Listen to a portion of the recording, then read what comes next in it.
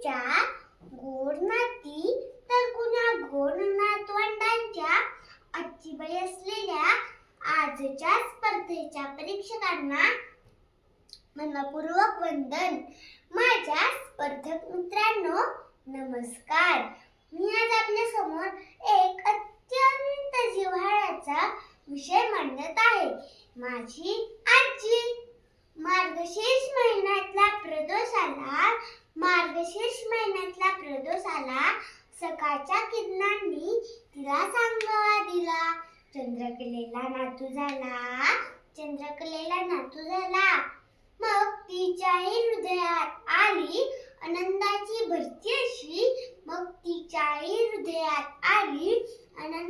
भरती अशी मला मिळाली हक्काची मांडी आणि आजीची उपदार कुशी. माझी आजी हातात जपमा घेऊन सतत उपासना करणारी, ग्रंथ पुराणांची पारायणे करणारी, रिकाम्या वेळी चार चौघीत रमणारी वगैरे अजिबात नाही हा. आजी म्हणजे ग्रंथामधला एक अध्याय. ही मला रोज देते सद्गुणांचा साध्याय. आजी म्हणजे संस्कारांची ओवी, अनुभवाने जगण्याचे सोपे मार्ग दावी. आजी म्हणजे शुद्ध साधेपण.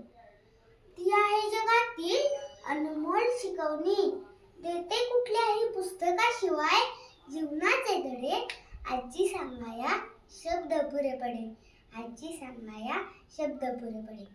माझी आजी निरक्षर, पण ती मस्त आणि व्यस्त असते.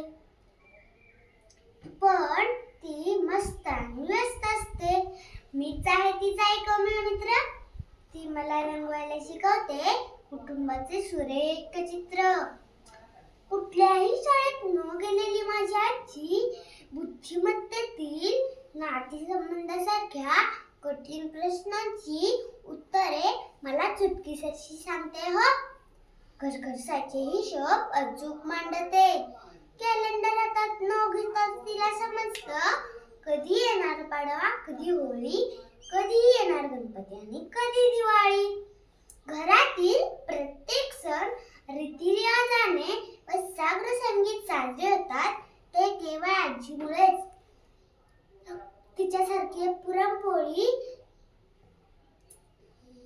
तिच्यासारखी पुरणपोळी खमंग आणि मऊ बनवते ना, विचारूच नका. तिच्यासारखे वरण, फोडणीच्या आमट्या, मटण, चिकन जगातला शेफ काय, मास्टर शेफ सुद्धा बनू शकणार नाही. आजोबा सांगतात आजीचे दिवस फार कष्टाचे, खटल्याचं घर आणि खर्च बेताचे. पण आजीने घरातली चूल विझू दिली नाही. माझ्या डॉक्टरेट झालेल्या बाबांकडे पाहून तर मला आजीचा खूपच अभिमान वाटतो. ती तर मला सदाच गोल्ड मेडल समजते. आजी म्हणजे केवळ आजीच नाही, ती आहे माझ्या आई बाबांची आई. ती नेहमी सांगते, आधी खावी भाकर, नंतर खावी साखर. रिकामं नसावं टोपलं आपलं, जेवावं पोटभर. तळाला ठेवावी एखादी गोर. बचतीचं मोठं गणित ती आई बाबांना सांगत असते. खरे तर अजूनही सांगण्यासारखे आहे प्रचंड. माझ्या आजीचे दायित्व अखंड. आजी म्हणजे माझा सुवर्णकाळ, समाज संस्कृतीशी जोडणारी नाळ. कितीही झालो मोठा तरी राहील मी तिच्यासाठी तिचा बाळ. एवढे बोलून मी माझे छोटेसे भाषण संपवतो.